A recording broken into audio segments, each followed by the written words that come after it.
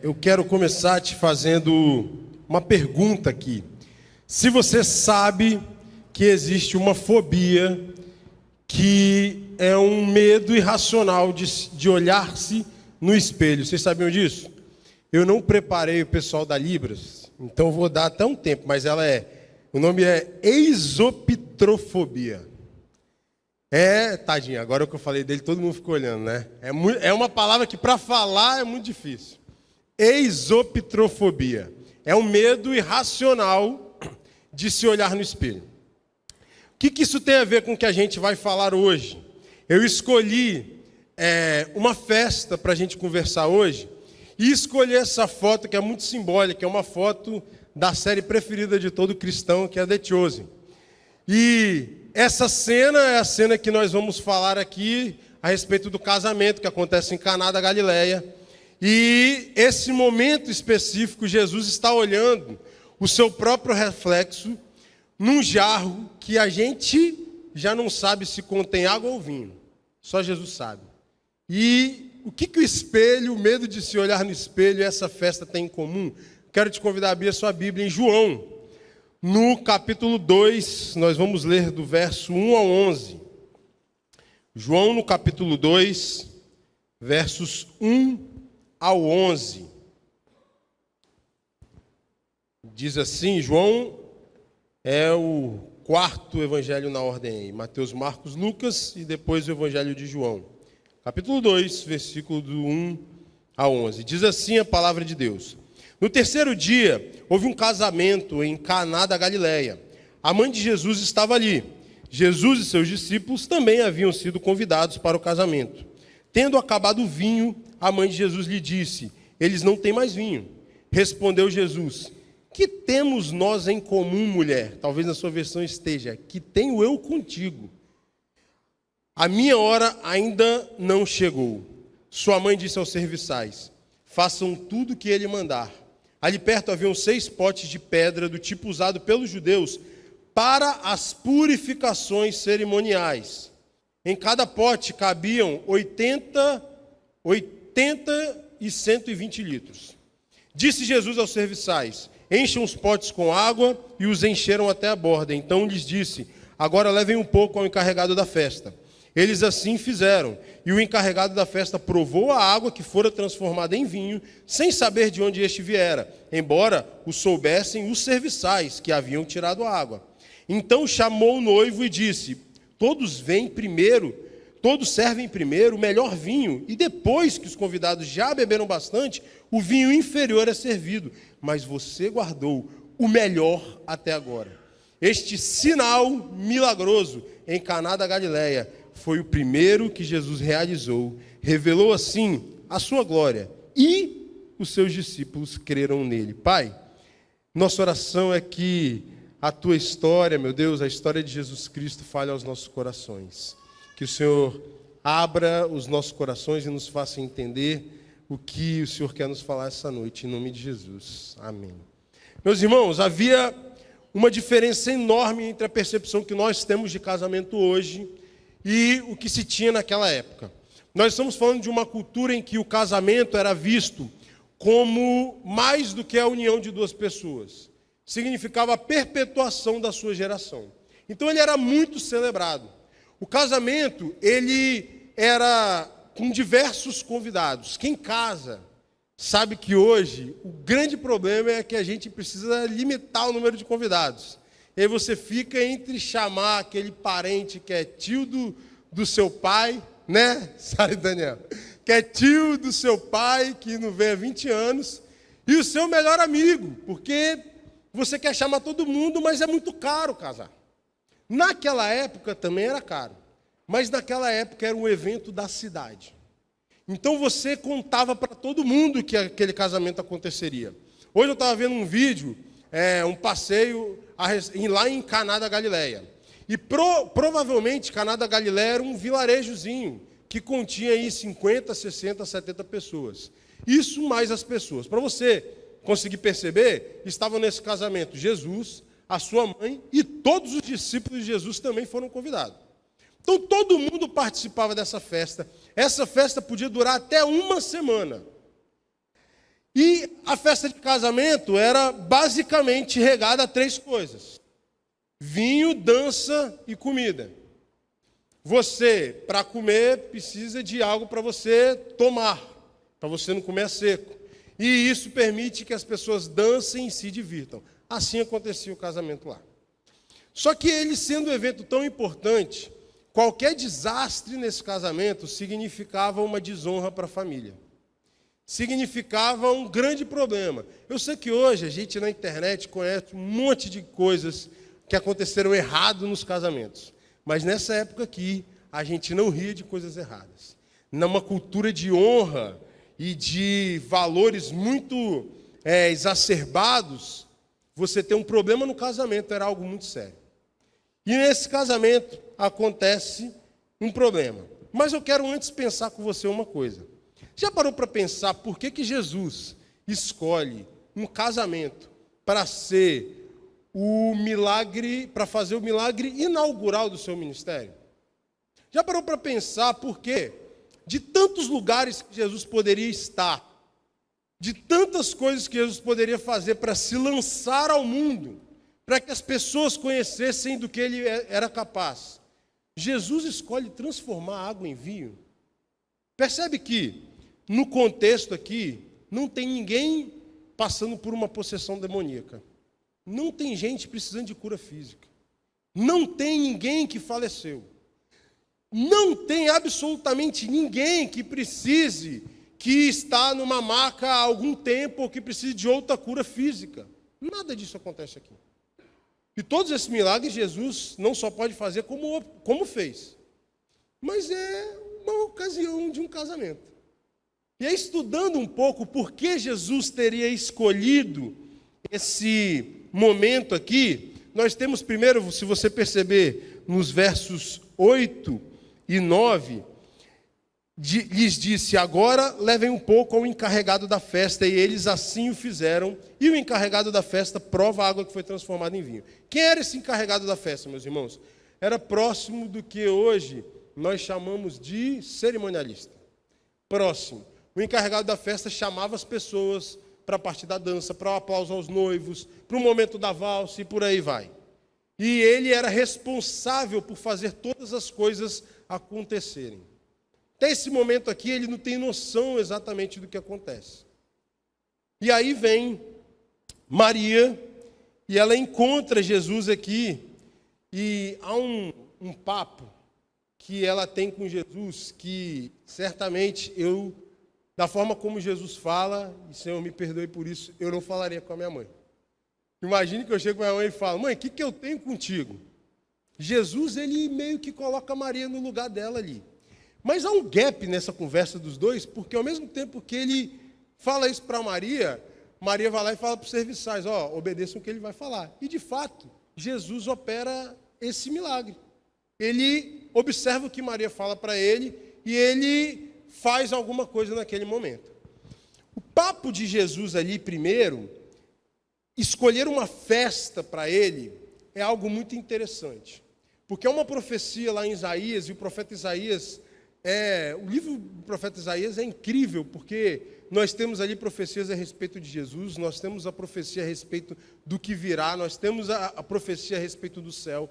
E uma delas está lá em Isaías, capítulo 25, versículos 6 e 8, vocês podem acompanhar aí, diz assim: neste monte, o Senhor dos exércitos preparará um farto banquete para todos os povos, um banquete de vinho envelhecido, olha o vinho aparecendo de novo aí, com carnes suculentas e o melhor vinho.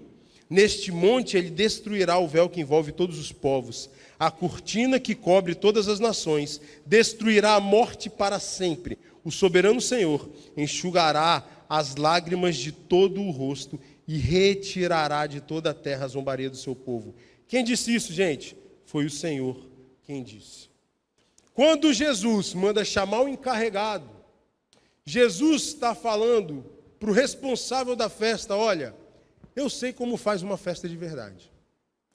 E eu vou mostrar para vocês do que eu sou capaz e da festa que eu sou capaz de preparar. Jesus está falando para aquelas pessoas, e percebe que o encarregado da festa não sabia, mas os serviçais sabiam, porque eles enchem os potes ali que foram preparados para a purificação, não preparados para receber vinho. E todas aquelas pessoas, imaginam, carregam vários litros de água e quando eles voltam, eles têm litros de vinho. E eles começam a perceber que eles não estão lidando com a ordem de um comum, mas de alguém muito diferente. Aqui, João Batista já estava falando há um tempo a respeito daquilo que Jesus faria. Nós falamos na nossa EBD hoje sobre isso. Então Jesus está dizendo para aquele encarregado, olha, existe uma festa que eu vou promover. E essa festa é muito melhor do que essa que vocês estão preparando. Ele está dizendo, olha, nessa festa aqui, e não é minha mente de gordo que está dizendo isso, meu irmão. Ela é regada a carne boa. Imagina o melhor churrasqueiro que você conhece. Imagina que você, meu irmão, gosta. Eu quando vou almoçar ali no Sabor da Glória, eu sempre peço, o cara já me vê e já fala, é o cupim de hoje, meu irmão? E é o cupim. Imagina que você adora um churrasqueiro de mão cheia. A gente tem um monte aqui na igreja, né? Aqui, essa igreja aqui é a igreja que tem o Ministério do Churrasco. Eu achei isso fantástico. Ministério do Churrasco do Osmar. Isso para mim é maravilhoso. Imagine que a carne vai ser melhor do que a gente tem aqui. Imagine que você vai estar num lugar regado com a melhor bebida que você pode ver. Sabe aquela Coca-Cola trincando, assim, que tem umas pedrinhas de gelo ainda? Isso é para mim, tá? Talvez você prefira suco de limão, suco de manga, de acerola. Mas, enfim, essa festa que está sendo preparada. Na minha cabeça, e eu sei que o pastor João fala isso sempre, vai parecer um grande retiro lá no Zezinho. A gente num lugar maravilhoso. Inclusive, já fica a dica para você que não tem lugar para ir no carnaval, nós temos o nosso retiro aqui. Vai ser um incrível encontro, uma festa maravilhosa. Mas há dois paralelos aqui que Jesus faz também. Quando Maria fala para Jesus a respeito de vinho, o que Maria está pensando? Vinho. Mas quando Jesus fala sobre vinho, Jesus está falando sobre outra coisa. Porque às vezes que Jesus se refere a vinho na Bíblia, Jesus fala a respeito da sua morte. Vê que o diálogo de Jesus com Maria é, mulher, não é chegada a minha hora. A minha hora aqui, em nenhum outro momento da Bíblia, na verdade eu te desafio, porque na minha pesquisa eu não consegui encontrar. Todas as vezes que Jesus fala da sua hora, ele está falando do momento da sua morte. Não do momento dele ser revelado. Não no momento das pessoas começarem a ver ele. Se você pegar, por exemplo, o mesmo Evangelho de João, no capítulo 12, versículo 23 e 24. Chegou a hora de ser glorificado o Filho do Homem. Digo-lhes verdadeiramente que se o grão de trigo não cair na terra e não morrer, continuará ele só. Mas se morrer, dará muito fruto. Aí você tem João 17:1 também, que vai falar da hora dele. Toda vez que Jesus se refere à sua hora, ele está falando do momento da sua morte. Então, quando ele olha para o vinho aqui, Jesus está pensando, transformar água em vinho é dizer que eu estou entregando para vocês algo que é essencial também. Porque se a água é essencial para que a gente sobreviva, o sangue derramado na cruz também é essencial para que haja continuidade. Para que a gente consiga viver num mundo de esperança, sem esperança. Para que a gente saiba que o lugar aonde nós chegaremos, a festa que nós fomos convidados, será depois daquilo que nós estamos vivendo, depois das nossas mazelas, depois das dores que a gente está passando. Enquanto a gente está aqui, a gente não está na festa. A gente está falando a respeito de um convite que a gente recebeu. E mais, se você pegar o casamento, você pode ter aí também um paralelo entre a noiva e o noivo.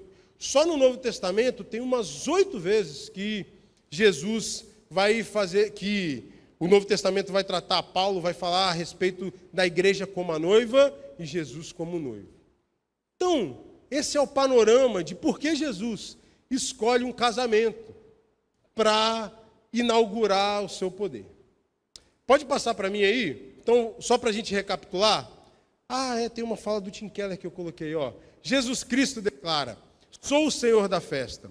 No fim, venho trazer alegria. Por isso que meu cartão de visitas e o meu primeiro milagre foi feito para fazer todos rirem. E aí, meus irmãos, vamos recapitular aqui. Passa para mim, Flor. Próximo também. Jesus é o Senhor da festa, é isso que ele está dizendo. A metáfora aqui da noiva e do noivo. E a questão aí do vinho, o vinho tomando o lugar daquilo que ele deveria ser. Agora eu quero que você se atente para um detalhe muito importante que acontece no fim do texto aqui. No versículo 11. João chama esse milagre de sinal. Aliás, João chama todos os milagres de sinais. Por quê? Porque ele está dizendo que os milagres de Jesus não são simplesmente coisas que Jesus faz. São apontamentos para entender que ele é o Filho de Deus. Por isso, um sinal de quem ele é. E aí, João diz assim: este sinal milagroso em Caná da Galileia foi o primeiro que Jesus realizou. Revelou assim a sua glória e os seus discípulos creram nele. Vamos parar para pensar que aqui Jesus já tinha chegado para muitos discípulos e falado: me segue. E o cara largou tudo e foi seguir Jesus. Nesse momento, boa parte dos seus discípulos tinha deixado a sua família, tinham deixado o seu trabalho, o seu sustento, para se dedicar àquilo que Jesus os chamou para fazer. Mas até aqui, você não tem relato de que os discípulos criam em Jesus. Por que isso é importante, meus irmãos? E por que isso tem a ver com essa imagem espelhada que às vezes nós vemos? O espelho é um lugar onde nós maquinamos aquilo que a gente quer parecer. Quando você se arruma para um casamento, você vai no espelho e você se olha no espelho por quê? Você quer julgar se a imagem que você está vendo é a imagem que você quer que os outros vejam. Por isso que algumas pessoas não querem olhar para o espelho. Por quê? Porque o espelho pode refletir algo que ela não quer que os outros vejam. Só que, quando nós vivemos com Cristo, ou muitas vezes nós temos ações com Cristo, nós viemos à igreja, nós frequentamos a EBD uma vez ou outra, nós gostamos do Evangelho, a gente é simpatizante do Evangelho, a gente até vem em todos os cultos, a gente vai nos retiros, a gente até pensa em certas situações em falar de Jesus para alguém. Só que, no dia a dia, enquanto nós não estamos com a nossa face refletida para outras pessoas, a gente simplesmente age com Jesus como se a gente não cresce nele. O pastor Augusto Nicodemos tem um livro muito interessante chamado O Ateísmo Cristão. E a capa é linda, porque é um peixinho, que é o símbolo do cristianismo, sendo frito na frigideira. E uma das frases que me incomoda muito é que ele diz que muitos de nós nos comportamos como ateus, porque a gente sabe daquilo que Jesus é capaz de fazer. A gente ouve, a gente vem na igreja, mas quando a gente precisa crer, a gente acha que ele não vai fazer. Quando a gente precisa crer mesmo que Jesus é capaz de fazer aquilo que a gente está pedindo, aquilo que nós precisamos, a gente não crê. A gente simplesmente crê que as coisas acontecem e por aí vai. A gente vive o nosso dia a dia fora daquilo que nós sabemos que é verdade. A gente se maqueia na frente do espelho, a gente coloca uma roupa bonita para se apresentar para as pessoas. Aí no meu trabalho, quando eu preciso apresentar um relatório, eu também maqueio o relatório. Porque a imagem que eu quero que o meu chefe veja não é a imagem que de fato está lá.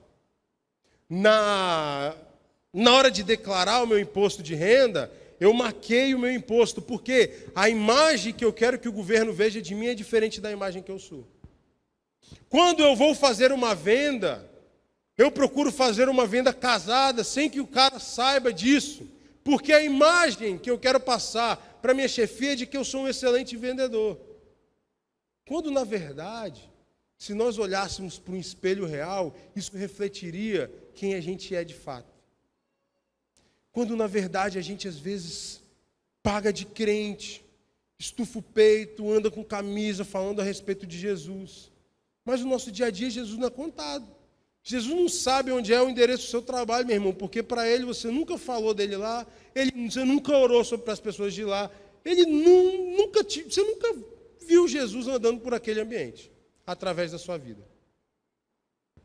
É possível que isso aqui é uma coisa que me dá muito medo, porque é possível que eu venha à igreja, é possível que eu trabalhe na igreja, é possível que eu seja um pastor, e ainda assim eu ainda não creio em Cristo. Sabe qual é o problema disso? Que o único requisito para a gente ir para o céu é crer em Cristo. E se eu não creio naquilo que Cristo é, meu irmão, eu estou fora. Eu estou fora da festa que Ele está me convidando. Então, quando essa água reflete o seu reflexo, muito obrigado, meu irmão, o que as pessoas têm visto em você? Quando você vive o seu dia a dia, qual o reflexo que tem sido passado para essas pessoas? De alguém que crê em Jesus de verdade? De alguém, quando você fala do Evangelho, você fala, meu irmão, tenha fé que Jesus vai fazer. A Jesus falando sobre fé, tem que falar para a gente assim, gente, se vocês tiverem a fé do tamanho de um grãozinho de mostarda, vocês falam para o monte, sai daqui e vai para lá. E a gente não vê as pessoas fazendo isso. Nós vivemos num mundo e a gente não tem coragem de impor a mão sobre o doente e orar por ele. Porque a gente não crê de verdade que Jesus é capaz de curar as pessoas. Nós, às vezes, terceirizamos a nossa oração para sacerdotes, para diáconos, para pastores, porque a gente acha que a nossa oração não tem nenhum efeito, porque Deus não está me ouvindo, porque a vida que eu levo, não é possível que Deus me ouça. E a imagem que a gente reflete para as pessoas é uma imagem maquiada. Esse é meu medo, meu irmão. Eu chegar lá na porta e Jesus falar para mim assim, eu não te conheço. Eu não sei quem você é. Mas eu estava no templo. Você estava no templo? Mas o que você faz nos outros 6 dias da semana? Jesus, mas eu achava que, não sei, eu não tinha vergonha de falar para as pessoas, ou eu precisava fazer isso porque o meu chefe falava disso. Se eu não tivesse certo tipo de atitude com o meu namorado, ele ia terminar o namoro comigo. Se eu não agisse dessa maneira com o meu marido ia me trocar por outra pessoa. Se eu não mentir, eu vou acabar machucando o outro. E a gente age sendo maquiado com esse espelho que nós criamos. Como se nós não crêssemos em Jesus. Esse é um alerta que me chama para o nosso próximo ponto aqui. E a pergunta que eu quero te fazer. Qual seria o problema dessa festa? Eu repeti a pergunta. Qual seria o problema dessa festa? No primeiro olhar aqui, o problema da festa é falta de vinho, certo? Errado. Errado porque falta vinho. E a festa continua. Sabe qual seria o problema dessa festa, meu irmão? Se Jesus não tivesse sido convidado. Se Jesus não estivesse na festa, o casamento tinha sido um fiasco. Por que é importante você entender isso? Porque é possível que durante a sua caminhada falte água. É possível que falte comida na sua mesa. É possível que falte luz. Pode faltar remédio. Pode, meu irmão, faltar vontade. Pode faltar alegria. Pode faltar força. Pode faltar dinheiro. Pode faltar amigo. Pode faltar gente. Pode faltar emprego. Pode faltar absolutamente qualquer coisa na sua vida. E se você tiver Jesus, Ele é capaz de suprir qualquer falta que você tenha. Meu irmão, se te faltar saúde e você tiver Jesus, seus problemas estão resolvidos. Se te faltar dinheiro e você tiver Jesus, seus problemas estão resolvidos. Agora é possível que as pessoas tenham tudo. Ou você não conhece a história de alguém muito famoso, com fama, dinheiro, com propriedades, que perdeu a sua vida. Que largou de mão e entrou numa crise profunda porque não encontrou sentido, mesmo tendo tudo que ele tanto buscou. Quando chegou lá em cima da montanha, ele olha para tudo aquilo e vê que aquilo, nada daquilo preenche aquilo que ele tem. Porque a falta que nós sentimos não é de algo material, não é de algo que possa ser conquistado, é de Cristo. Se Jesus não faz parte das suas coisas, meu irmão, você está sob um sério problema. Você pode ter uma empresa, e a sua empresa ter o melhor gestor do mundo. Se Jesus não fizer parte da sua empresa, a sua empresa está em risco. Se você estiver sendo atendido pelos melhores médicos do mundo, a sua saúde pode estar em risco se Jesus não estiver presente nela. Você pode ter um namoro encantador e uma história de Cinderela, de uma princesa da Disney. Se Jesus não faz parte do seu namoro, o seu namoro corre um sério risco. E é por isso que essa história de Jesus nos chama para fazer essa autoanálise. Qual a imagem que nós vemos quando nós olhamos o nosso reflexo? Quando você faz o que você faz, meu irmão, vou fazer um paralelo para você. A gente critica um monte de pastor, e talvez você conheça algum pastor que está nessa aí por dinheiro. Eu, por exemplo, fui numa igreja uma vez, que não é uma igreja daqui não, né? Nem da terra, é uma igreja universal. E aí as pessoas pediram dinheiro lá, a minha experiência, 7 vezes. 7 vezes enquanto eu estava lá. Talvez você conheça alguém assim. O cara não teve outra profissão, outra coisa, e que ele falou, ó, você é pastor, porque aí a igreja paga o meu seminário, eu continuo, vou vivendo e vou viver a vida. Talvez você conheça alguém assim. É péssimo, não é? Agora, qual é a diferença entre você que sai do seu, todo dia, segunda-feira para trabalhar, e vai para o seu trabalho, porque você quer ganhar dinheiro no seu trabalho, e um pastor que vem para a igreja para ganhar dinheiro? Tem diferença, porque Jesus vai cobrar da gente que é pastor diferente. Mas na motivação é a mesma. O seu Deus é mamon, meu irmão. Se você trabalha atrás do seu dinheiro, seu Deus é mamon. Se você trabalha atrás do propósito que Deus te entregou, aí muda o jogo. Porque aí eu começo a entender que eu estou nessa família porque Deus quis. E há um propósito maior para isso acontecer na minha vida. Então eu caminho. Eu consigo enxergar a imagem verdadeira. Se eu vivo na minha escola, na minha faculdade, no meu trabalho, no meu estágio, se eu ajo com os meus funcionários, se eu trato as pessoas que estão abaixo de mim na minha hierarquia, se eu trato os meus amigos e as pessoas como Jesus trataria, aí sim eu enxergo um propósito. Aí sim a imagem que é refletida aqui faz sentido com o texto de Romanos 8. A gente adora Romanos 8, né? A gente lê lá, todas as coisas cooperam para o bem daqueles que amam a Deus, daqueles que são chamados segundo o seu propósito. Isso é lindo. Todas as coisas cooperam para o bem. Qual o propósito ele está falando? Aqueles que de antemão conheceu, também os predestinou para serem conformes à imagem do seu Filho, a fim de que ele seja o primogênito entre muitos irmãos. O propósito de Deus para você é que as pessoas olhem para você e percebam que parece que você é irmão de Jesus, uma cópia dele. Esse é o propósito de Deus para você. Então a gente precisa parar de repetir que todas as coisas cooperam para o bem daqueles que amam a Deus, se os propósitos as coisas que motivam a gente a fazer o que a gente faz, não são motivados por Cristo, são motivados por outras coisas. E o desafio que esse texto traz para a gente é olhar para dentro de si e falar, qual imagem que eu tenho refletido? Quando eu olho no espelho, no meu quarto, sem que ninguém esteja me julgando, o que eu vejo? Qual é a pessoa que está ali? Como que essa pessoa trata as pessoas que estão ao redor dela? Como que ela trata os de casa? Como que ela trata o seu namoro, o seu casamento? Como que ela trata o seu ambiente de trabalho? Como que essa pessoa declara o seu imposto? Como que essa pessoa protesta na internet aquilo que ela acha que tem que ser protestado? O que essa pessoa faz? E o que ela reflete de verdade? E aí a gente começa a entender que, se na sua vida você olha para algumas coisas e Jesus não faz parte, o recado aqui, meu irmão, é: Senhor, me renova. Me renova, Senhor. Eu não quero mais ser essa pessoa que reflete. Eu gosto muito daquele salmo que fala, né? Sonda o meu coração e vê se há em mim alguma coisa ruim e arranca isso fora.